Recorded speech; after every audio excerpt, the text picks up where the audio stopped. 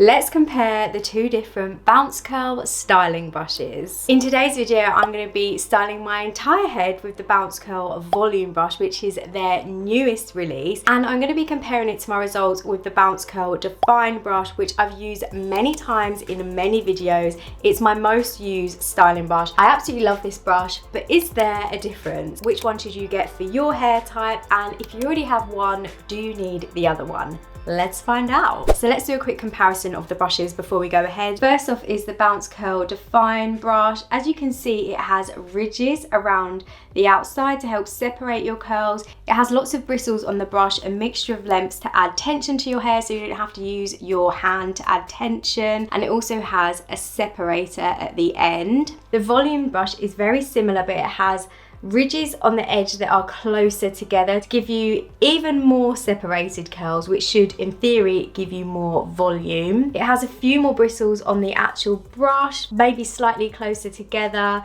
It also has the separator at the end. Now let's see how they compare on my hair. So I'm starting off by making sure I've got soaking wet hair, which is very important when brush styling, and then I'm going in with a curl cream for slip and moisture, again very important when brush styling. And because I'm following the exact routine from my previous wash day video where I used the other bounce curl brush, I'm using a foam and then a stronghold gel. The foam is to add grit and extra volume, and the gel is to add long lasting hold. If you find that you get too much tension or breakage when you're using a gel before brush styling, then try applying your gel after brush styling. So brush style your entire head with the curl cream first. So I'm creating smaller sections and just brushing through once before I actually brush style with tension, just to make sure that it's all detangled.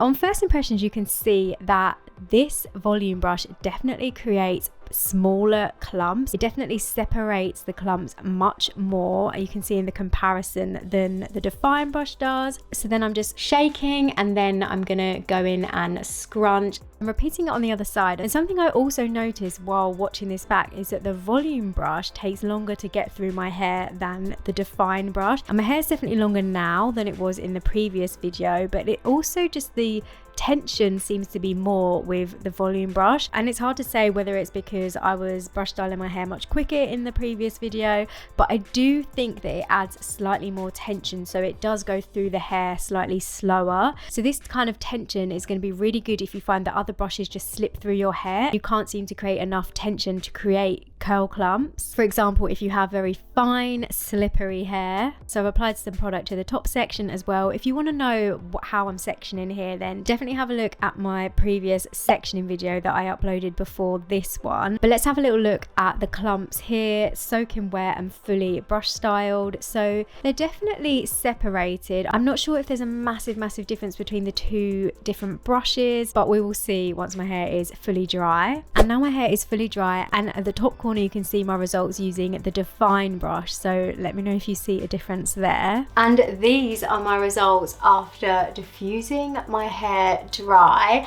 I did also add a little bit of hairspray, which I've done in many of my videos before when using the define brush. Really good definition, but also quite a lot of volume. So my clumps are definitely slightly more separated than they normally are. It's not a massive difference, but I think that's just because of my hair type. So if you've never tried either of the brushes and you have a similar hair type to mine, then I think either would be a great option. But you can definitely see that my hair has less big, thick, juicy curl clumps than normal. They're still juicy, don't get me wrong, but they're just slightly thinner curl clumps, which has given me more volume overall. I'm really happy that you can see a difference, because I'll be honest, I didn't know if there was going to be much of a difference, because I previously did a split styling video where I used the volume brush on one side and the define brush on the other side, and split styling videos aren't always that accurate because that's not how you normally style your hair. But there wasn't a massive difference between the two sides when I did the split styling video, so I really wanted to try it on my entire head to see if there was actually a difference. difference when I style my hair, how I would usually style it. But if you never use either of the brushes before, then I don't think it's like a really massively noticeable difference. One of you guys did message me to say that you much prefer the volume brush over the define brush, and you've tried them both because it gives you much more volume overall. So I think that different hair types are definitely going to show more of a difference than maybe mine does. So who do I think each brush is best for? So if you have hair that really needs the clumps to be separated, if for instance your hair clumps up in really massive clumps and you want more volume,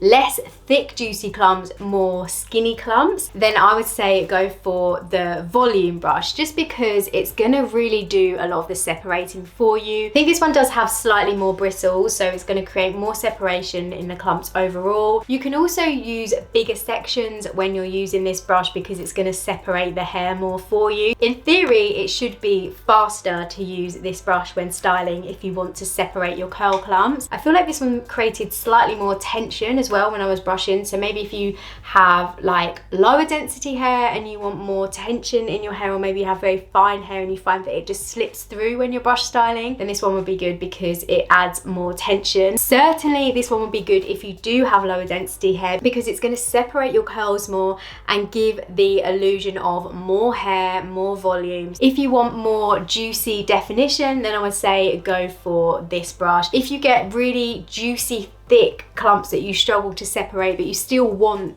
definition and you're not really that bothered about having loads of volume, if you have high density hair and you just want definition, you want a quick styling routine, then maybe go for this one. I haven't used them enough yet to decide which is best for me. I'm probably swaying towards this one being my favorite just because I do really like getting really defined juicy curl clumps these days. I think I'm going to still keep playing around with both of them and to make a decision later down the line. I think it's too early doors for me to say which one I prefer now, because obviously I've used this one way more than I have this one. This is only the second time of me using this one. Hello, it is Editing Hannah here, and I realised that I didn't really talk that much about the benefits of the define brush and who that one's best for. I do still think that the define brush is my favorite purely because it gives the most defined, controlled ringlets, I would say it gives, whereas I do think the volume brush gives slightly